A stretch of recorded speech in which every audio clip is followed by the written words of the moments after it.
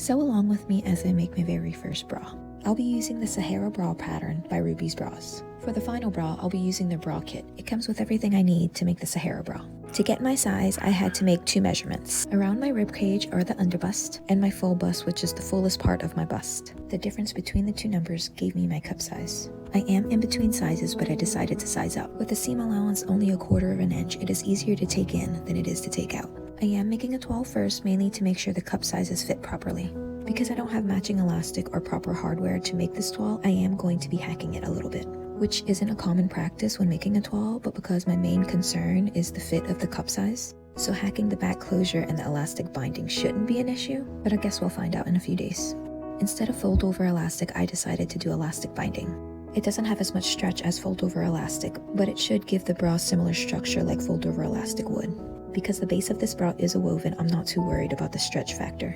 Again, we're gonna find out in a few days if this was an absolute mistake or a good idea.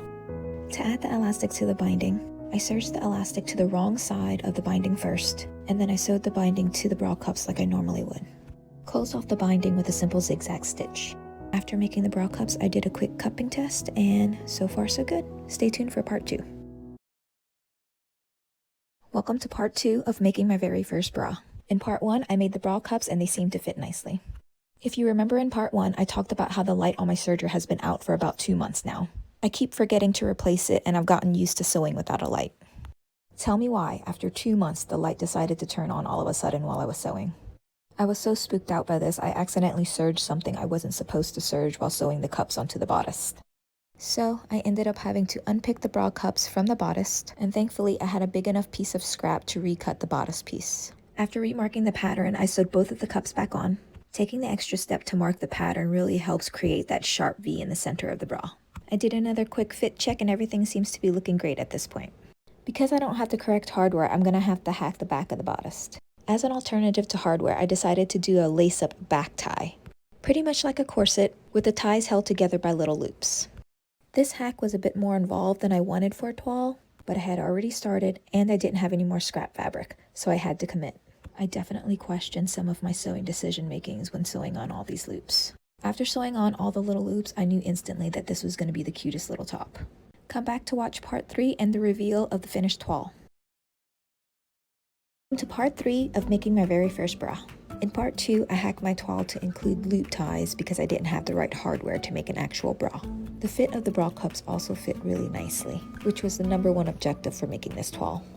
I decided to use the burrito method to attach the back bodice to the front. This method can get a little confusing, but it's almost always worth it in the end.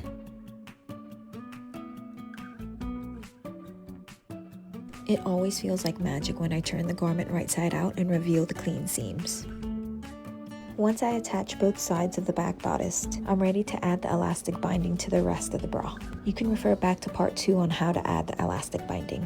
To keep the bulk at a minimum, I do remove all the excess elastic.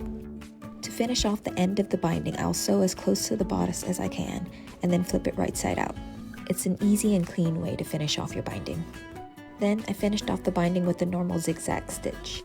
I did want to show you guys how well the elastic binding stretches. It gets a decent amount of stretch for being a woven. You just have to make sure to cut the bias tape on the bias. You won't get the same amount of stretch if you don't cut on the bias.